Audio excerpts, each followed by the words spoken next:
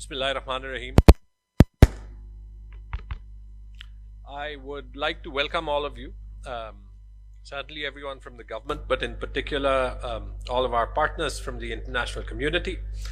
And thank you for attending this launch of our flood protection of our flood response plan. I'd like to thank you for the help that you have always given to Khyber Pakhtunkhwa and to Pakistan. And I hope that in the context of what is perhaps the greatest challenge that the earth faces in the 21st century, that we can actually forge our partnership on even stronger terms and set an example for how actually the world can, on different dimension, fight against climate change and build a world that's more resilient, that's better. And no better place to start than Pakistan, actually every bit of Pakistan, because of the vulnerability that this country has. And it's the largest country in the world that is as susceptible to climate change as we are. We all know of the devastating floods that hit the entire country earlier this summer. They weren't the first. They certainly won't be the last, and I think it is almost certain that the frequency with which we face such challenges will be much, much greater than before. In that context, I am exceptionally proud of what the Khyber Pakhtunkhwa government has achieved in combating these floods, in minimizing their damage. And I think they actually prove that the right investments work.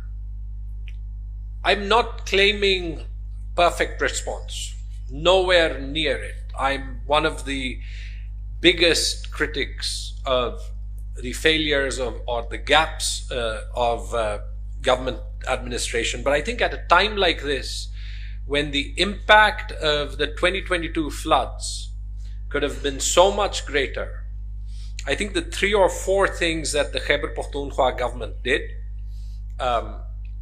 in terms of investing in longer term resilience towards being able to face calamities such as this paid off. So if you think of the investments that we made, I think the Peshawar Valley largely did not face the same impact because of the program of the last government to build embankments. If you think of the impact of the billion tree afforestation program, not just the signal that it sends, but in terms of its contribution to environmental emissions. During the floods, these investments paid off. Similarly, if you look at the institution building that happened over the last 10 years in our province, again, you will see clear evidence that institution building pays results. And they're not always direct, but the response of the rescue service in Khyber Pakhtunkhwa saved hundreds of lives, rescued thousands. Post-floods, the presence of village-level local governments allowed an infrastructure, allowed a government apparatus to be present with political accountability that actually led the flood response on the ground and mitigated and minimized the complaints of displaced communities. I saw this with my own eyes in Charsadda, in Peshawar, in Nowshera. If you look at the general investment that we've made in improving quality of governance, I think just the sort of proactivity that we saw from DCs, from the senior administrative leadership, in terms of coordinating with federal government agencies to manage flow through Tarbela, actually ensured that despite the fact that our rivers were meant to overflow, they actually didn't. And we got off much lighter than we could have.